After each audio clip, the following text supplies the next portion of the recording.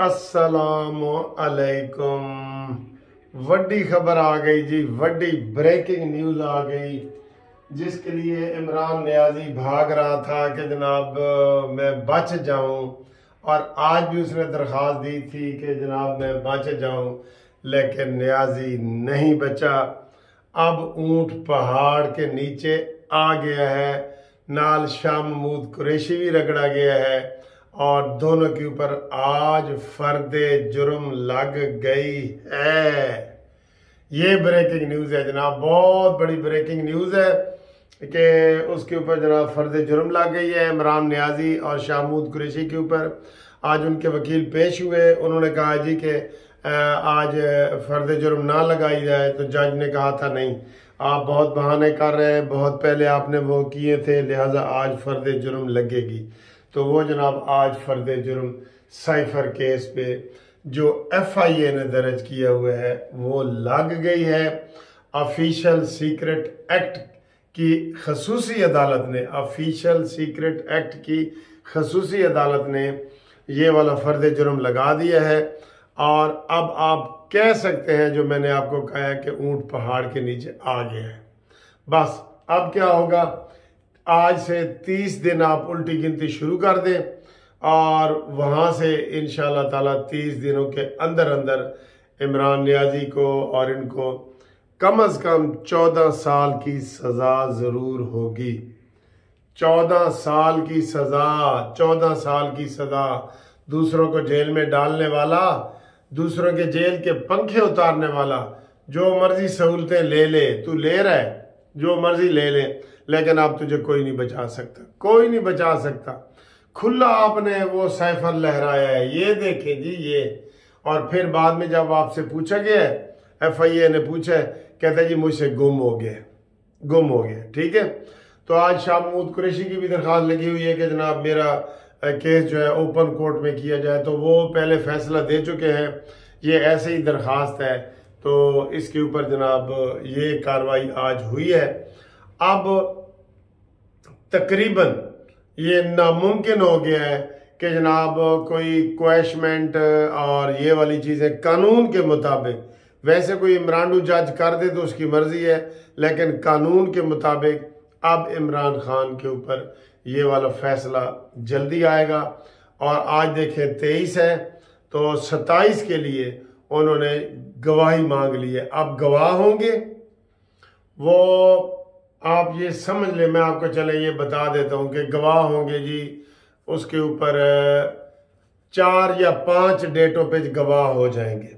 जितने मर्जी गवाह हो ना, उसमें आजम खान और ये सारे गवाह हैं इमरान खान के खिलाफ।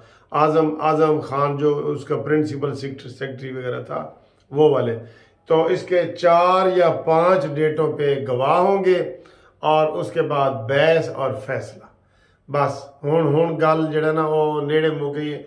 और गवाहों के तकरीबन 161 के बयानात जो होते हैं वो रिकॉर्ड कर लिए गए हैं, और कुछ के तो 164 के भी रिकॉर्ड किए गए हैं, वो साथ लगा दिए जाएंगे। ठीक है, तो हुण गल मुक गई है। अब मुझे ये लग ये रहा है कि इस केस में भी इमरान खान को 14 साल सज़ा हो जाएगी, और जो दूसरे केस है उसमें बहुत सारे केस हैं, आपको पता ही है, वो अनगिनत केस हैं इसके, उसमें भी सब में सज़ा होगी। तो अब नियाजी साहब का बचना मुश्किल है। अब नियाजी साहब ने तो बड़ा जुल्म किया है, यकीन करो। इमाम नियाजी थे गए ना, अमीर अब्दुल्ला खान नियाजी, जिसने मशरकी पाकिस्तान को हमसे जुदा करवाने में अहम रोल अदा किया। इसके मामे ने, ए मामा है, मामा कहता तू मामा सारे पिंड दे, ए मामा ओदा इमरान नियाजी ते हुण ए जड़ा मामा बने एहसान नियाजी दा, ओनू भी मामे ने रगड़ा। देखो मामा मामे नू रगड़ रहे हर जगह ते। एहसान नियाजी जो है हफीजुल्लाह नियाजी का बेटा, वो वैसे तो हमारा भतीजा लगता है, लेकिन उसको भी जनाब अली वो इसी मामे ने मरवाया है, और इसको भी उसी मामे ने मरवाया है, और ये सियासत में आया है।